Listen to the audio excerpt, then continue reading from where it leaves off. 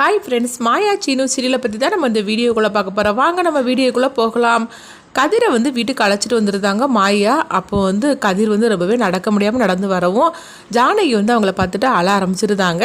அடுத்து பார்த்தோம்னா கதிர் நீ வா ரெஸ்ட் எடு அப்படின்னு சொல்லிட்டு ரூமில் கொண்டு அவங்க படுக்க வைக்கவும் உனக்கு ரொம்பவே வலிக்குதாடா அப்படின்னு சொல்லி கேட்கும்போது அதெல்லாம் ஒன்றும் இல்லத்த அப்படிங்கிறாங்க. தனா நீ தான் அவனை பார்த்துக்கிடணும் தானா அப்படின்னு சொல்லும் போது தனாவும் சரி அப்படிங்கிறாங்க. அடுத்து பார்த்தோம்னா ஜானகி உட்காந்து அழுதுகிட்டு இருக்கும்போது அப்போ மாயா அவங்களுக்கு ஆர்டர் சொல்லிட்டு இருக்கிறாங்க. பெரியம்மா நீங்கள் அழாது இப்போ இருமா அப்படிங்கும்போது நான் எப்படி அழாமல் இருக்க முடியுமா ஐயா, என்ன இருந்தாலும் சரிதான், இந்த எல்லா பிரச்சனைக்கும் நான் தானே காரணம். பாரு நான் செய்த தப்புக்கு இப்போ கதிர் உட்காந்து அனுபவிச்சுட்டு இருக்கிறான். அவனுக்கு எவ்வளோ கஷ்டமாக இருக்குது அப்படின்னு சொல்லும் போது அவன் தப்பே பண்ணாதவன். தனா விஷயத்திலையும் அன்றைக்கி கார்த்திக்கிட்ட இருந்து காப்பாற்றுறதுக்காக நீ கதிரை தாலிக்கிட்ட சொன்ன. ஆனால் அது எதுவுமே புரிஞ்சுக்காம அவனை ஏற்றுக்காம எல்லாருமே இருந்துகிட்ருக்குறாங்க. இப்பவும் பாரு கார்த்தி விஷயத்தில் தப்பு பண்ணது நான், ஆனால் பழைய சம்மந்துட்டு இருக்குது அவன். இன்றைக்கும் அவன் தப்பே பண்ணாமல் இப்படி தண்டனை அனுபவிச்சுட்ருக்கானே எனக்கு ரொம்பவே கஷ்டமாக இருக்குது. நான் சொல்கிறது கேளு மாயா, நான் உண்மையே நான் சொல்லியிருந்தேன். அப்போ தான் எல்லாருக்கும் கதிர் மேலே எந்த தப்புமே இல்லைன்னு உண்மை தெரிய வரும். நான் உண்மையை சொல்கிறேன், என்னை தடுக்காது அப்படின்னு சொல்லும் போது அப்போ மாயா சொல்கிறாங்க, பெரியம்மா கொஞ்சம் பேசாமல் இருங்க, நான் சொல்கிறத கேளுங்க. இது வரைக்கும் கார்த்திக் காணாமல் போயிருக்கோம் அப்படின்னு சொல்லிட்டு தான் எல்லாருமே தேடிக்கிட்டு இருக்கிறாங்க. நீங்கள் இப்போ சொல்ல போகிற உண்மையை பார்த்தாக்கி எல்லாருக்குமே தெரிஞ்சிடும்.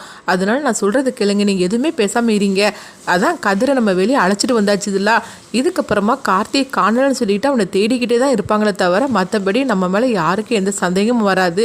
அது மட்டும் இல்லாமல் கார்த்தி என்ன பெரிய நல்லவனா என்ன, அவன் ஒரு மோசமானவன் தானே. தனத்தோட வாழ்க்கையில் அவன் விளையாட்டு கட்டினாம்ல, தனத்தோட வாழ்க்கை மட்டும் இல்லை அவன் எத்தனோட பெண்களை அவன் நாசம் பண்ணி இருக்கிறான்.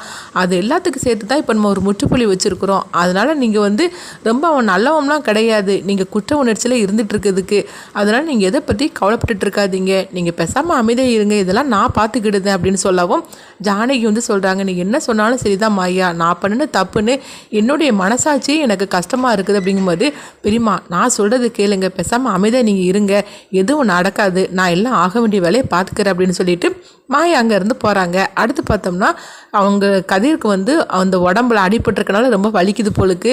ஐயோ அம்மான்னு சொல்லி அவங்க கத்திட்டு இருக்கும்போது இப்போ தனம் அவங்களுக்கு மறந்து போட்டுட்டு இருக்கிறாங்க. இதை பார்த்துட்டு கதிர் சந்தோஷப்படவும் இப்போ தனம் சொல்கிறாங்க, நீ ஒன்றும் ரொம்ப சந்தோஷப்பட்டுட்டு இருக்காத, நீ என்ன இருந்தாலும் சரிதான், ஒரு மாதம் என்னை விட்டுட்டு போயிடுவேன்னு சொல்லியிருக்கிறல்ல, அந்த அனுதாபத்தில் தான் நான் உனக்கு மறந்து போட்டுட்டு இருக்கிறேன் அப்படின்னு சொல்லவும் கதிர் ஆனாலும் ரொம்பவே ஹாப்பியாக இருக்கிறாங்க. அடுத்தவங்க பார்த்தோம்னா புவனேஸ்வரியும் பசுபதியும் காட்டுறாங்க. அப்போ மகாலிங்க சொல்கிறாங்க, அந்த கதிர் வெளியே வந்தாச்சுது அப்படிங்கிறாங்க. இதை கிட்டதுமே புவனேஸ்வரியும் பசுபதியும் அதிர்ச்சி அடைகிறாங்க. என்ன சொல்கிறீங்க அப்படின்னு கேட்கும்போது ஆமாம் அந்த மாயா அவனை வெளியே அழைச்சிட்டு வந்துட்டா அப்படின்னு சொல்லவும் இதை கேட்டதுமே புவனேஸ்வரி ஒரு ஆட்டம் போடுறதுக்காக நேராக ரகுராமோட வீட்டுக்கு வராங்க. வீட்டு வாசல்னு அவங்க கத்த ஆரம்பிக்கவும் வீட்டில் உள்ள அவ்வளோரும் வந்துருந்தாங்க. கூட பார்த்தோம்னா ஊர்க்காரங்களையும் கூட்டிகிட்டு வந்திருக்கிறாங்க. அப்போ ரகுராம் கேட்குறாங்க, எதுக்கு இப்போ வீட்டு வாசல் நின்று இப்போ சத்தம் போட்டுட்டு இருக்கிற அப்படிங்கும்போது ஆமாயா சொல்லுவேன் நல்லா, என் வாழ்க்கையில் 20 வருஷத்துக்கு முன்னாடி விளையாடிட்டு போனேன், இப்போ என்னென்னா என் பையன் வாழ்க்கையில் விளையாடிட்டு இருக்கிறியா என்ன, என்ன கதிரை வெளியே அழைச்சிட்டு வந்துட்டேன்னா நீங்களாம் தப்பு பண்ணுன்னா அர்த்தமா என்ன, இப்போ தான் எனக்கு உங்கள் மேலே சந்தேகமே கூடுதலாகுது.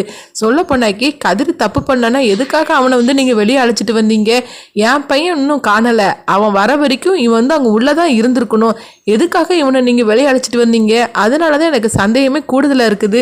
நீங்களே எல்லாரும் கேளுங்க, இதை சும்மா விடக்கூடாது, நம்ம இப்போ ஊர் பஞ்சாயத்தை கூட்டி இதுக்கு எனக்கு ஒரு முடிவு தெரிஞ்சாகணும் அப்படின்னு புவனேஸ்வரி அவங்க சத்தம் போட்டுட்டு இருக்கப்போ ஊர்க்காரங்களும் சொல்கிறாங்க, ஆமாம் ரகுராம ஐயா என்ன இருந்தாலும் சரி தான், அவங்க பையனை இழந்தவங்க, இன்னும் அவன் எங்கே போயிருக்கான்னு தெரியல, அப்போ கதிர் தான் 2 நாளைக்கு முன்னாடி போட்டு அவனை போட்டு அடிச்சிருக்கிறான், அப்படி இருக்கும்போது இவன் தான் ஏதோ பண்ணியிருப்பான்னு சொல்லிட்டு புவனேஸ்வரி சொல்கிறதுலையும் தப்பு கிடையாதுல்ல அப்படிங்கவும் அப்போ ரகுராம் சொல்கிறாங்க, கதிர் அடிச்சிருக்கிறான்னு நீங்கள் கதிரை அழைச்சிட்டு போய் கேளுங்க, அவனை என்ன பண்ணனாலும் சரி தான், நான் கேட்க போகிறது கிடையாது, என் குடும்பத்தில் உள்ளவங்களும் யாரும் கேட்க வர மாட்டாங்க, ஆனால் நீங்கள் ஏன் வீட்டு வாசல்னு என்ன போட்டு கத்திட்டு இருக்குது, அது எனக்கு சரிப்பட்டு வரல, அவன் தானே தப்பு பண்ணனா அவனை தாராளமாக அழைச்சிட்டு போயிட்டு அவன்கிட்ட எப்படி விசாரிக்கணுமோ எப்படி கேட்கணுமோ நீங்கள் கேட்டுக்கோங்க, அதில் நாங்கள் தலையிடவே மாட்டோம் அப்படிங்கவும் உடனே புவனேஸ்வரி கதிரை பார்க்குறாங்க. இப்போ ஜானகி மாயாவும் அவங்க மறைச்சு பார்த்துட்டு இருக்கிறாங்க. அங்கே பாரு கதிரி மேலே எந்த தப்புமே கிடையாது, நீ என்னமோ உன் பையன் ரொம்ப நல்லவன் போல பேசிகிட்டு இருக்கிற, அவனால தான் எல்லா பிரச்சனையும். உன் பையனை காணலன்னு சொல்லிட்டு தான் நீ கம்ப்ளைண்ட் கொடுத்தாச்சுலாம். இப்போ அவங்க தேடி கண்டுபிடிச்சி கொடுப்பாங்க. ஆனால் அதுக்காக நீ வந்து தேவையில்லாமல் கதிர் மேலையெல்லாம் சந்தேகப்பட்டுட்டு இருக்காதன்னு. அவன் எந்த தப்புமே செய்யாதவன். உங்கள் வேலையை பார்த்துட்டு நீங்கள் இங்கேருந்து கிளம்புறீங்களா அப்படின்னு சொல்லிட்டு இருக்கவும், பார்த்தீங்களா என்ன பேசிட்டு இருக்காங்கன்னு. நாங்கள் எங்கள் பையனை இழந்திருக்கிற, அவன் என்ன ஆனான்னு தெரியல. ஆனால் இவங்க என்ன அவங்க வீட்டு பையனை காப்பாற்றுறதுக்காக இந்த மாதிரிக்கு சப்போர்ட் பண்ணி பேசிட்டு இருக்கிறாங்க. இன்னைக்கு எனக்கு 2ல் 1 தெரிஞ்சாகணும் அப்படின்னு புவனேஸ்வரி வந்து சத்தம் போட்டுட்டு இருக்கிறாங்க.